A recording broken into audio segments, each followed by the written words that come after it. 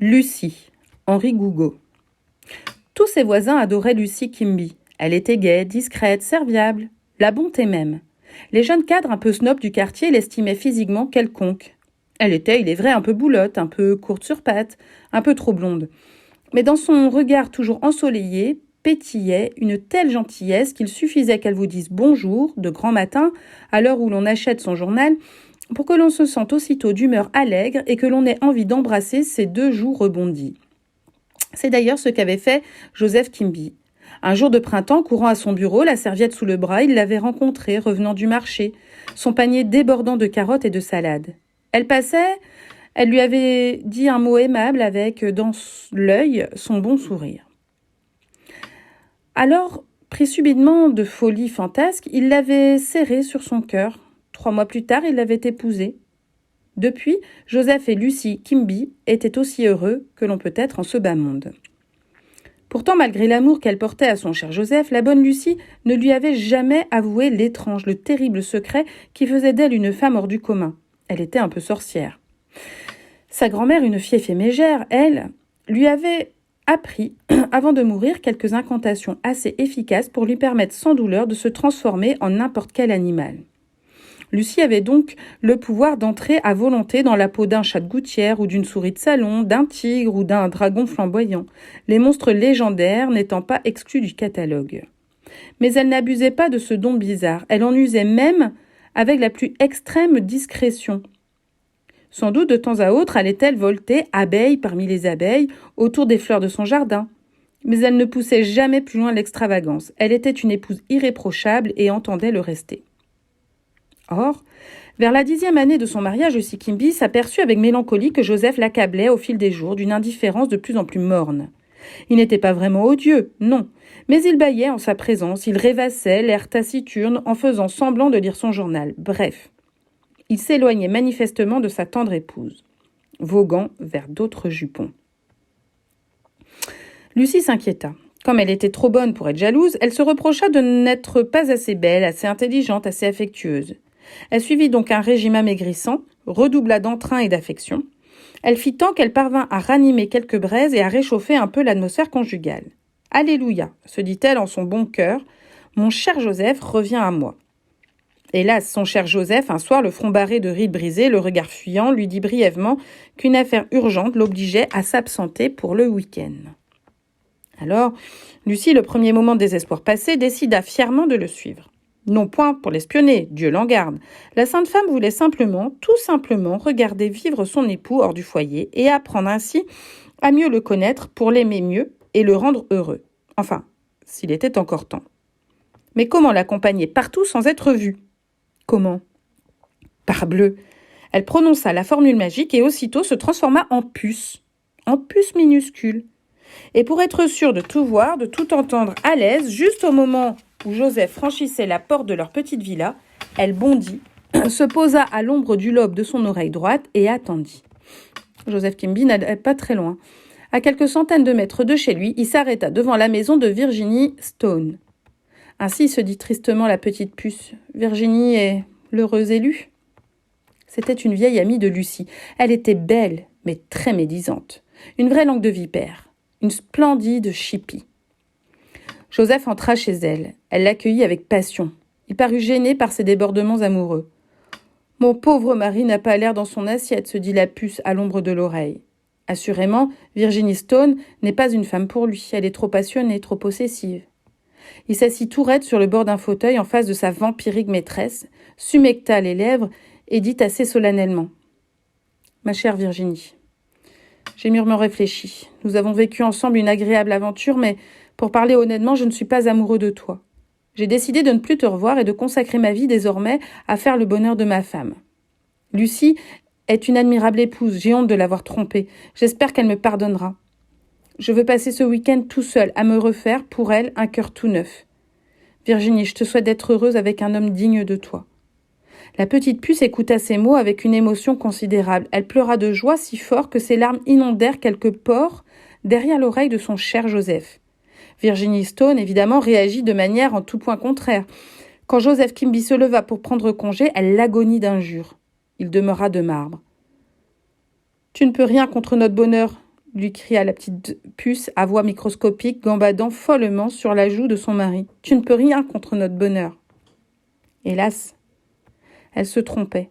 À bout d'arguments, Virginie Stone gratifia son ex-amant d'une gifle vengeresse. Une de ces gifles qui vous impriment pour plusieurs heures, le parfait dessin de 5 doigts et d'une paume en rouge profond sur la joue. Joseph Quimby, stupéfait, caressa machinalement de l'index sa face durement outragée et la trouva légèrement humide. Il regarda le bout de son doigt et vit un relief de bestiole écrasée.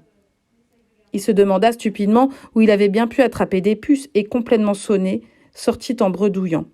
Adieu, Lucie. Ce n'était pas un simple lapsus.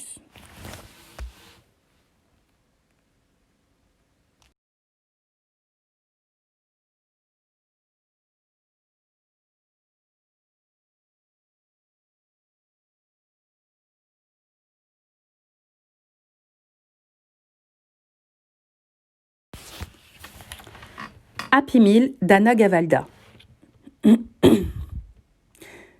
Cette fille, je l'aime, j'ai envie de lui faire plaisir. J'ai envie de l'inviter à déjeuner, une grande brasserie avec des miroirs et des nappes en tissu, m'asseoir près d'elle, regarder son profil, regarder les gens et tout laisser refroidir. Je l'aime. D'accord, me dit-elle, mais on va au McDonald's. Elle n'attend pas que je bougonne. Ça fait si longtemps, ajoute-t-elle en posant son livre près d'elle, si longtemps. Elle exagère, ça fait moins de 2 mois, je sais compter. Mais bon, cette jeune personne aime les nuggets et la sauce barbecue, qui puis-je ? Si on reste ensemble assez longtemps, je lui apprendrai autre chose. Je lui apprendrai la sauce Gribrich, les crêpes Suzette par exemple. Si on reste ensemble assez longtemps, je lui apprendrai que les garçons des grandes brasseries n'ont pas le droit de toucher nos serviettes, qu'ils les font glisser en soulevant la première assiette. Elle sera bien étonnée. Il y a tellement de choses que je voudrais lui montrer, tellement de choses. Mais je ne dis rien. Je prends mon bar-dessus en silence. Je sais comment sont les filles avec l'avenir, juste prometteuses. Je préfère l'emmener dans ce putain de McDo et la rendre heureuse un jour après l'autre. Dans la rue, je la complimente sur ses chaussures. Elle s'en offusque. Ne me dis pas que tu ne les avais jamais vues. Je les ai depuis Noël. Je pique du nez, elle me sourit, alors je la complimente sur ses chaussettes. Elle me dit que je suis bête. Tu penses, si je le savais ? C'est la plus jolie fille de la rue. J'éprouve un haut le cœur en poussant la porte. D'une fois sur l'autre, j'oublie à quel point je hais le McDonald's. Cette odeur, graillon, laideur et vulgarité mélangées. Pourquoi les serveuses se laissent-elles ainsi enlaidir ? Pourquoi porter cette visière insensée ? Pourquoi les gens font-ils la queue ? Pourquoi cette musique d'ambiance ? Je trépigne. Les gens devant nous sont en survêtement. Les femmes sont laides et les hommes sont gros. J'ai déjà du mal avec l'humanité, je ne devrais pas venir dans ce genre d'endroit. Je me tiens droit et regarde loin devant, le plus loin possible, le prix du menu Best of McDeluxe. Elle le sent. Elle sent ces choses. Elle prend ma main et la presse doucement. Elle ne me regarde pas, je me sens mieux. Son petit doigt caresse l'intérieur de ma paume et mon cœur fait zigzag. Elle change d'avis plusieurs fois, comme dessert. Elle hésite entre un milkshake et un sundae caramel. Elle retrousse son mignon petit nez et tortille une mèche de cheveux. La serveuse est fatiguée et moi je suis émue. Je porte nos 2 plateaux, elle se tourne vers moi. « Tu préfères le coin fumeur, j'imagine ?» Je hausse les épaules. « Bah si, tu préfères. Je sais bien. » Elle m'ouvre la voie. Ceux qui sont mal assis raclent leur chaise à son passage. Des visages se tournent. Elle ne les voit pas. Impalpable dédain de celles qui se savent belles. Elle cherche un petit coin où nous serons bien assis tous les deux. Elle a trouvé, me sourit encore. Je ferme les yeux en signe d'acquiescement.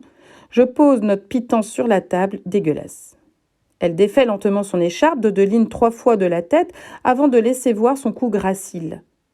Je reste debout comme un grand nigaud.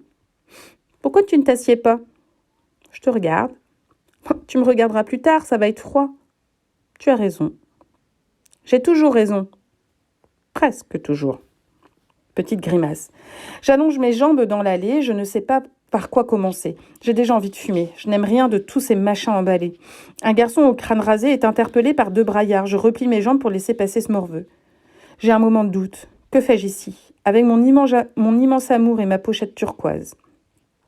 J'ai ce réflexe imbécile de chercher un couteau et une fourchette. Elle me dit « Tu n'es pas heureux ?»« Si. Bah alors mange. » Je m'exécute. Elle ouvre délicatement sa boîte de nuggets comme s'il s'était agi d'un coffret à bijoux. Je regarde ses mains. Elle a mis du vernis violet nacré sur ses ongles. Couleur aile de libellule. Je dis ça, je n'y connais rien en couleur de vernis, mais il se trouve qu'elle a de petites libellules dans les cheveux. Minuscule barrette inutile qui n'arrive pas à retenir quelques mèches blondes. Je suis émue. Je sais, je radote, mais je ne peux m'arrêter de penser. Est-ce pour moi, en pensant à ce déjeuner, qu'elle s'est fait les ongles ce matin ? Je l'imagine concentrée dans la salle de bain, rêvant déjà à son sundae caramel et à moi, un petit peu fatalement. Elle trempe ses morceaux de poulet décongelés dans la sauce chimique. Elle se régale. « Tu aimes vraiment ça ? Vraiment ? Mais pourquoi ?» Sourire triomphal. « Parce que c'est bon. » Elle m'a fait sentir que je suis un ringard, ça se voit dans ses yeux. Mais du moins le fait-elle tendrement, pourvu que ça dure. Je l'accompagne donc, je mastique et déglutis à son rythme. Elle ne me parle pas beaucoup, mais j'ai l'habitude. Elle ne me parle jamais beaucoup quand je l'amène déjeuner. Elle est bien trop occupée à regarder les tables voisines. Les gens la fascinent, c'est comme ça. Même cette énergumène qui s'essuie la bouche et se mouche dans la même serviette, juste à côté, a plus d'attrait que moi. Comme elle les observe, j'en profite pour la dévisager tranquillement. Qu'est-ce que j'aime le plus chez elle ? En numéro 1, je mettrais les sourcils. Elle a de très jolis sourcils, très bien dessinés. Le bon Dieu devait être inspiré ce jour-là. En numéro 2, ses lobes d'oreilles, parfait. Ses oreilles ne sont pas percées. J'espère qu'elle n'aura jamais cette idée saugrenue. Je l'en empêcherai. En numéro 3, quelque chose de très délicat à décrire. En numéro 3, j'aime son nez, ou plus précisément les ailes de son nez. Ces deux petites courbes de chaque côté, délicates et frémissantes. Roses, douces, adorables. En numéro 4, mais déjà le charme est rompu. Elle a senti que je la regardais et minaude en pinçant sa paille. Je me retourne, je me détourne. Je cherche mon paquet de tabac en tâtant toutes mes poches. « Tu l'as mis dans ta veste ?»« Merci. »« Qu'est-ce que tu ferais sans moi, hein ?»« Rien. » Je lui souris en me roulant une cigarette. « Mais je ne serais pas obligée d'aller au McDo les samedis après-midi. » Elle s'en fiche de ce que je viens de dire. Elle attaque son sundae. Au bout de sa cuillère, elle commence par manger tous les petits éclats de cacahuètes et puis tout le caramel. Elle le repousse ensuite au milieu de son plateau. « Tu ne le finis pas ?»« Non. En fait, ce que j'aime, c'est juste les bouts de cacahuètes et puis tout le caramel, mais la glace maker. »« Tu veux que je leur demande de t'en remettre ?»« De quoi ?»« Des cacahuètes et du caramel. Ils voudront jamais. Pourquoi ? Parce que tu le sais, ils ne veulent pas. Laisse-moi faire. » Je me lève en prenant mon petit pot de crème glacée et me dirige vers les caisses. Je lui fais un clin d'œil. Elle me regarde amusée. Je balise un peu. Je suis son preux chevalier investi d'une mission impossible. Discrètement, je demande à la dame un nouveau sundae. C'est plus simple, c'est plus sûr. Je suis un preux chevalier prévoyant. Elle recommence son travail de fourmi. J'aime sa gourmandise. J'aime ses manières. Comment est-ce possible ? Tant de grâce. Comment est-ce possible ? Je réfléchis à ce que nous allons faire ensuite. Où vais-je l'emmener ? Que vais-je faire d'elle ? Me donnera-t-elle sa main tout à l'heure, quand nous serons de nouveau dans la rue ? Reprendra-t-elle son charmant pépiment, là où elle l'avait laissé en entrant ? Où en était-elle d'ailleurs ? Je crois qu'elle me parlait des vacances. Où irons-nous en vacances cet été ? Oh mon Dieu, ma chérie, mais je ne le sais même pas moi-même. Te rendre heureuse, un jour après l'autre, je peux essayer, mais me demander ce que nous ferons dans 6 mois, comme tu y vas. Il faut donc que je trouve un sujet de conversation en plus d'une destination de promenade. Preux, prévoyant et inspiré. Les bouquinistes peut-être. Elle va râler. Encore ? Non, elle va pas râler. Elle aussi aime me faire plaisir. Et puis, pour sa main, elle me la donnera, je le sais bien. Elle plie sa serviette en 2 avant de s'essuyer la bouche. En se levant, elle lisse sa jupe et réajuste le col de son chemisier. Elle prend son sac et me désigne du regard l'endroit où je dois déposer nos plateaux. Je lui tiens la porte. Le froid la surprend. Elle refait le nœud de son écharpe et sort ses cheveux de dessous son manteau. Elle se tourne vers moi. Je me suis trompée. Elle ne me donnera pas la main puisque c'est mon bras qu'elle prend. Cette fille, je l'aime. C'est la mienne. Elle s'appelle Valentine et elle n'a pas 7 ans.